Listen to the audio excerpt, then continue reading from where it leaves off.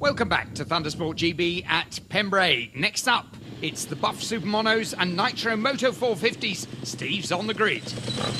We welcome the Buff Supermonos and F450s onto the grid here at Pembrey. And Mark Laws, 2 years ago European champion, is on that wonderful single-cylinder four-stroke. We move on to second, third and fourth. And as you can see, these Aprilia 450s are taking up the front row again. Connor Tagg, Will Hodgson, Ben Gautry. You've also got Danny Murphy there on the inside. Just had a new engine replacement. Should be a good one, Robin.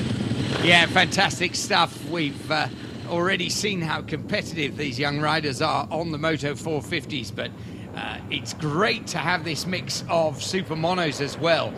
Mark Laws, I don't think anybody else will mind me saying, is the class of the field. As you say, he has been a European champion, but he's won all sorts of other championships as well. Number 5 is his machine, but keep your eyes out for a number of these super monos. It is a fantastic championship. These are the true spanner men of bike racing. A lot of them actually design and build the bikes themselves.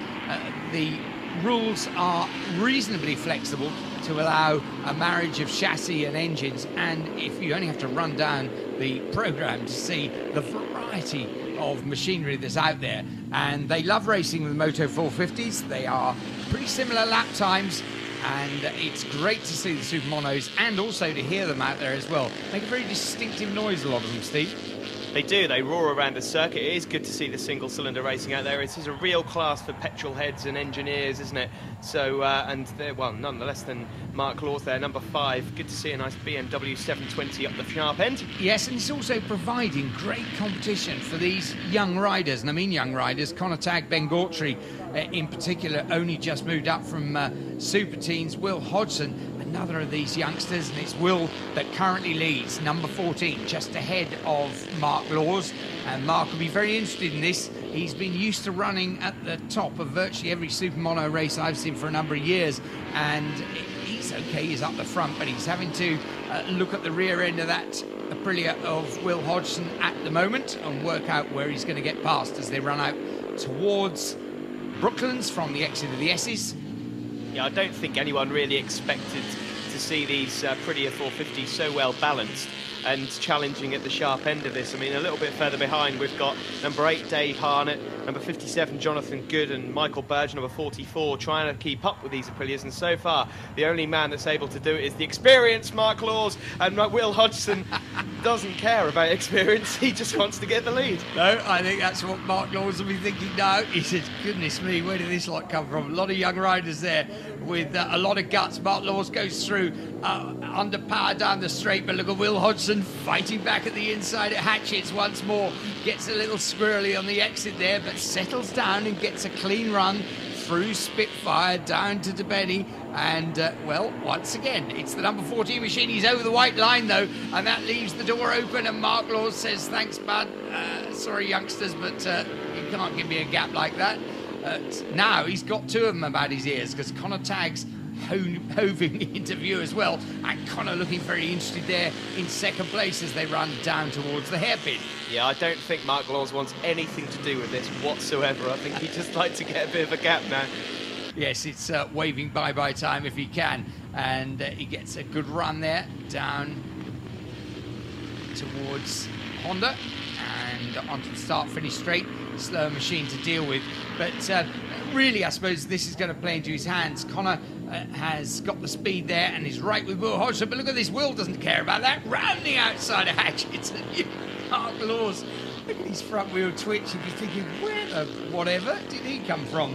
And he just sits up for a moment and Connor Tags up the inside, so suddenly Mark Laws from the lead down to 3rd. Yeah, and I think he'll probably be wary of that particular manoeuvre in future laps to come. But fantastic stuff. One round the outside, one up the inside. These are the Aprilia 450s, and these riders, they just are. It's fantastic stuff, really. It's absolutely brilliant.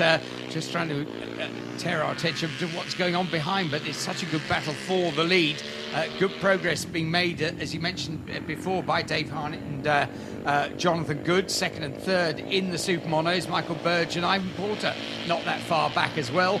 But up the front, here are the leading 3 there. Mark Laws just nicking back into 2nd place again. See what he can do this time. He looks for that run down into the hairpin, but will My goodness me, Will's very twitchy on the exit of Hatchets there, Steve, but as long as it doesn't get too outrageous, he manages to maintain that lead. Yeah, he's a little bit trigger happy on the exit. There's Phil Canessa, another one of the 450s, just having a nice battle with a couple of super monos. Mark Laws has obviously got the superior power than these Aprilis, but as far as corner speed's concerned, he's just having to be a little bit wary at the moment. As you can see there, he has made light work, though, of getting up. Or is he ahead of them now? He is indeed. So Will Hodgson must have made a mistake somewhere around the Debeni section, as Conor Tagg just runs a little bit wide on the exit of Brooklands. Yes, once again, these young riders show absolutely no fear about running alongside of white lines, do they? Use every bit of the track and anything else that might have to be available. But yes, Mark Laws, as championship winners should, settling back and taking that one at the checker flag and waving. Yes, I think he'd be terribly pleased with that. He's been given a good battle there for the length of the entire race by the youngsters, Will Hodgson and Conor Tagg. And yes, I think he's had a thoroughly good time. So we'll give you the overall result for the Buff Supermonos. The winner was Mark Laws from Dave Harnett, Jonathan Good third, Michael Burge was fourth, Ivan Porter fifth, and Aria Lane finished sixth. And the Moto 450s, well, the winner there was Will Hodgson from Conor Tagg and Ben Gautry. Danny Murphy picked up fourth place, Liam Shelcott was fifth, and Phil Page was sixth. Buff Supermono winner, Mark Laws, that's 2 out of 2 so far. What have you made of the competition so far this weekend?